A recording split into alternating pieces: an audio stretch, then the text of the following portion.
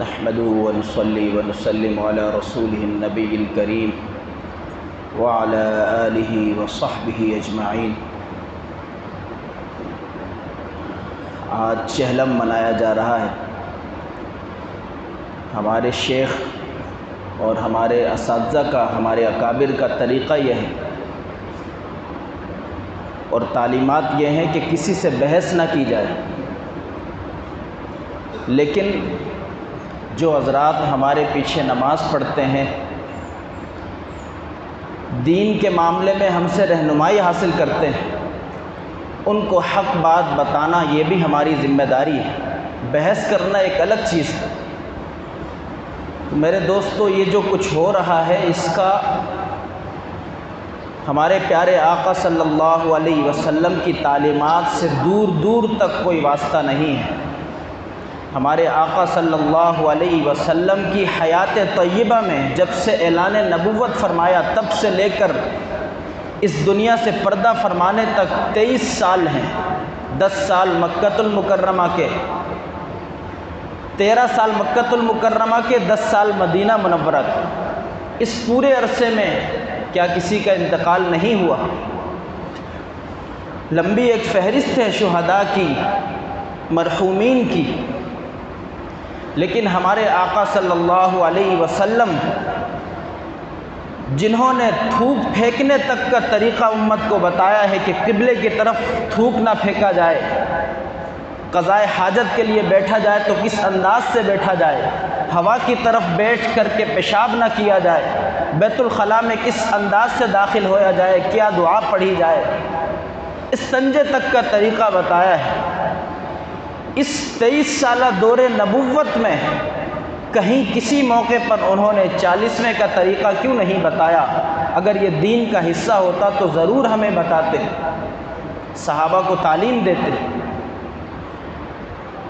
یہ بات بتانے کی ضرورت اس لیے پیش آتی ہے کہ ہمارے مسلمان بھائی غیر مسلموں کی تعداد میں اضافہ کرتے ہیں یہ سب کچھ کر کے، جس کا شریعت کے اندر کوئی حصہ نہیں، اور یہ سراسر بدعت ہے۔ وَكُلُّ بِدْعَةٍ ضَلَالَةٍ وَكُلُّ ضَلَالَةٍ فِي النَّارِ، ہر بدعت دوزخ میں لے جانے والی ہے، اس لیے اس سے اپنے آپ کو بچائیے۔ میں پہلے بھی کہا کرتا ہوں، کہہ چکا ہوں کہ ایک شخص عصر کی نماز پڑھ رہا ہے 4 رکعت، اب دوسری رکعت میں جب اس نے عبدہ و رسولہ پر التحیات مکمل کر لی ہے، تیسری رکعت کے لیے اس نے کھڑے ہونا ہے، لیکن یہ کہتا ہے میں عاشق رسول ہوں، میرا دل نہیں کرتا کہ میں درود پڑھے بغیر کھڑا ہو جاؤں، لہٰذا میں درود پڑھوں گا، اللہم صلی علی محمد تک پڑھ لیتا ہے، پورا درود بھی نہیں پڑھتا۔ اب یہ تیسری رکعت کے لیے کھڑا ہوتا ہے، اس نے کوئی لفظ ایسا نہیں کہا جس کا ترجمہ غلط ہو، جس کا معنی غلط ہو، اس نے آپ علیہ الصلاۃ والسلام پر درود بھیجا ہے، لیکن حکم یہ ہے کہ اگر اس نے جان بوجھ کر ایسا کیا تو اس کی نماز سرے سے باطل ہو گئی، اور اگر غلطی سے ہو گیا سجدہ سہو کرے گا تب اس کی نماز درست ہوگی، نہیں کرے گا اس کو اپنی نماز لوٹانی پڑے گی۔ اس نے کون سی غلطی کی ہے؟ جو شخص بدعت کا ارتکاب کر رہا ہوتا ہے اس کو آپ سمجھانے لگتے ہیں تو وہ کہتا ہے میں نے نیکی کی ہے، کوئی گناہ نہیں کیا۔ تو یہ اس بات کا جواب ہے کہ اس شخص نے درود پڑھا ہے، کوئی گناہ نہیں کیا، لیکن اس کی نماز ہی ضائع ہو رہی ہے، اس لیے نہیں کہ درود پڑھنا گناہ ہے، بلکہ اس لیے کہ اس نے سنت کے خلاف کیا ہے۔ حضرت عبداللہ ابن عمر رضی اللہ تعالیٰ عنہ جلیل القدر صحابی رسول ہیں، حضرت عمر رضی اللہ تعالیٰ عنہ کے صاحبزادے ہیں، ان کے شاگرد حضرت مجاہد رحمۃ اللہ علیہ فرماتے ہیں کہ ہمارے استاد حضرت عبداللہ ابن عمر رضی اللہ تعالیٰ عنہ کی آخری عمر میں بینائی جاتی رہی تھی تو میں ان کا ہاتھ پکڑ کے ان کو مسجد لے جاتا تھا۔ ایک دفعہ ان کا ہاتھ پکڑ کے ان کو مسجد لے کر گیا، ایک مسجد میں اذان ہو چکی تھی، ایک شخص الصلاۃ الصلاۃ کی صدائیں لگا رہا ہے کہ نماز کا وقت ہو چکا ہے، نماز کا وقت ہو چکا ہے۔ حضرت عبداللہ ابن عمر رضی اللہ تعالیٰ عنہ نے اس کا یہ جملہ سنا کہ یہ الصلاۃ الصلاۃ کہہ رہا ہے، فرمایا یہ بدعت ہے، اس مسجد سے مجھے لے جاؤ، میں یہاں نماز تک نہیں پڑھوں گا۔ اس نے صرف بعض لوگ ہوتے ہیں اذان کے بعد بھی وہ غفلت میں پڑے رہتے ہیں، سو رہے ہوتے ہیں، غفلت میں ہوتے ہیں، ان کو متوجہ کرنے کے لیے ایک شخص الصلاۃ الصلاۃ کہہ رہا ہے، اس نے کون سی غلط بات کہہ دی؟ لیکن فرمایا یہ طریقہ ہمارے آقا سے ثابت نہیں ہے، یہ بدعت ہے، لہٰذا مجھے اس مسجد سے لے جاؤ، میں کسی اور مسجد میں نماز پڑھوں گا۔ اسی طرح ایک شخص نے حضرت عبداللہ ابن عمر رضی اللہ تعالیٰ عنہ کے سامنے چھینک مار کر الحمدللہ والصلاۃ علی رسول اللہ کہہ دیا۔ اب ثابت تو یہ ہے کہ الحمدللہ آپ نے کہنا ہے، اس نے والصلاۃ علی رسول اللہ کہا کہ آپ علیہ الصلاۃ والسلام پر درود ہو، تو اس پر اس سے ڈانٹا کہ تم نے یہ بدعت کا ارتکاب کیا ہے۔ حضرت علی رضی اللہ تعالیٰ عنہ نے ایک شخص کو دیکھا کہ عید کی نماز سے پہلے نفل پڑھ رہا ہے، تو اس سے فرمایا کہ یہ جو تم کر رہے ہو ہمارے آقا سے یہ ثابت نہیں ہے، عید کی نماز سے پہلے نفل پڑھنا حضور اکرم صلی اللہ علیہ وسلم سے ثابت نہیں ہے، یہ تم بدعت کر رہے ہو۔ اس شخص نے جواب دیا کہ میرا یہ خیال ہے کہ اللہ تعالیٰ نماز پڑھنے پر مجھے عذاب نہیں دیں گے۔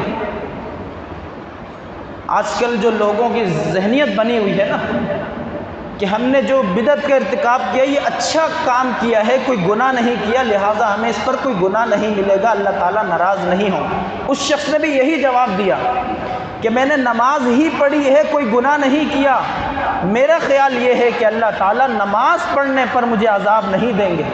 حضرت علی رضی اللہ تعالیٰ عنہ نے فوراً جواب دیا میرا خیال یہ ہے کہ اللہ تعالیٰ تمہیں نماز پڑھنے پر عذاب نہیں دیں گے، لیکن سنت کے خلاف کرنے پر تمہاری گرفت بھی فرمائیں گے، تمہیں عذاب بھی دیں گے۔ ایک شخص بکرا ذبح کرتا ہے، بسم اللہ اللہ اکبر کی جگہ وہ درود شریف پڑھ لیتا ہے، حکم یہ ہے کہ اس کا یہ جانور مردار ہو جائے گا۔ درود شریف پڑھنا کون سا گناہ ہے؟ 10 نیکیاں ملتی ہیں، 10 گناہ معاف ہوتے ہیں، 10 درجات بلند ہوتے ہیں، لیکن میرے دوستو نیکی اس وقت بنے گی جب اس پر حضور نبی کریم صلی اللہ علیہ وسلم اور آپ کے صحابہ کی تصدیق کی مہر موجود ہے۔ ایک شخص عصر کی نماز ہم نے پڑھی ہے، اس کے بعد نفل پڑھتا ہے۔ حضرت سعید ابن المسیب ایک تابعی ہیں رحمۃ اللہ علیہ، ان کے سامنے ایسا ہی ہوا، ایک شخص عصر کی نماز کے بعد 2 رکعت نفل پڑھتا ہے، انہوں نے اسے ٹوکا، فرمایا تم بدعت کر رہے ہو۔ اس نے یہی جواب دیا میں نماز پڑھ رہا ہوں، نماز کے اندر میں ثنا پڑھوں گا، اللہ کی تعریف کروں گا، الحمد پڑھوں گا، اللہ کی تعریف کروں گا، رکوع میں اللہ کی تسبیح کروں گا، سجدے میں سلام پھیرنے تک کوئی غلط کام نہیں کروں گا۔ فرمایا تم سب کچھ کرو گے لیکن رسول اللہ کے طریقے کے خلاف ہے، لہٰذا یہ بیکار ہے، اس کا کوئی فائدہ نہیں۔ اس نے کہا مجھے اللہ تعالیٰ کی ذات سے امید ہے کہ وہ نماز پر مجھے ثواب دیں گے۔ انہوں نے فرمایا مجھے اللہ تعالیٰ کی ذات سے صرف امید نہیں بلکہ یقین ہے، تمہیں اس پر گرفت ہوگی، عذاب ملے گا، کیونکہ یہ رسول اللہ صلی اللہ علیہ وسلم کے طریقے کے خلاف ہے۔ اس لیے میرے بھائیو، ہم سب کو جتنی بھی بدعات ہیں، سوئم ہے 7واں کیا جاتا ہے، 10واں کیا جاتا ہے، 40واں کیا جاتا ہے، برسی، عرس، یہ سب کچھ کہیں پر بھی اس کا کوئی ثبوت نہیں ملتا۔ آپ علیہ الصلاۃ والسلام کی زندگی میں، صحابہ کی زندگی میں، حضرت امام حسین رضی اللہ تعالی عنہ کے نام سے یہ سب کچھ کیا جا رہا ہے، لیکن عالمی طور پر، اجتماعی طور پر ہم اتنے بے وقوف ہو گئے ہیں، نہ اپنے آپ سے سوال کرتے ہیں، نہ ان سے سوال کرتے ہیں، نہ کرنے والا خود اندر ہی اندر اپنے آپ سے سوال کرتا ہے کہ جس کا میں 40واں کر رہا ہوں، حضرت امام حسین رضی اللہ تعالیٰ عنہ، انہوں نے اپنی زندگی میں اپنے کسی عزیز کا کیا تھا یا نہیں کیا تھا؟ کوئی ایک مثال تو ہونی چاہیے۔ جب انہوں نے نہیں کیا، سچی بات یہی ہے کہ آج لوگ شہادت حضرت امام حسین کی مناتے ہیں اور زندگی یزید ابن زیاد اور شمر کی اپناتے ہیں۔ زندگی کے اندر ہماری وہ چیزیں نمایاں ہونی چاہیے جو حضرت حسین کی زندگی میں تھی۔ یہ جو واقعہ ہوا ہے شہادت حضرت امام حسین کا واقعہ کربلا، ساری چیزیں یہاں سے شروع ہوتی ہیں۔ زندگی میں ہم نے ان سے کیا سیکھا؟ کچھ نہیں۔ انہوں نے نمازیں کیسے پڑھی، ان کی زندگی کیسی تھی، قرآن سے ان کا کیسا تعلق تھا، ایسا کچھ ہماری زندگی میں نہیں ملے گا۔ اللہ سبحانہ و تعالی ہم سب کی ہدایت کا فیصلہ فرمائے۔ وآخر دعوانا الحمدللہ رب العالمین۔ اللہم انت السلام ومنک السلام تبارکت یا ذا الجلال والاکرام۔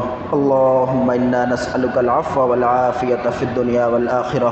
جزا اللہ تعالی عنا محمدا صلی اللہ علیہ وسلم ما هو اہلہ، آمین برحمتک یا ارحم الراحمین۔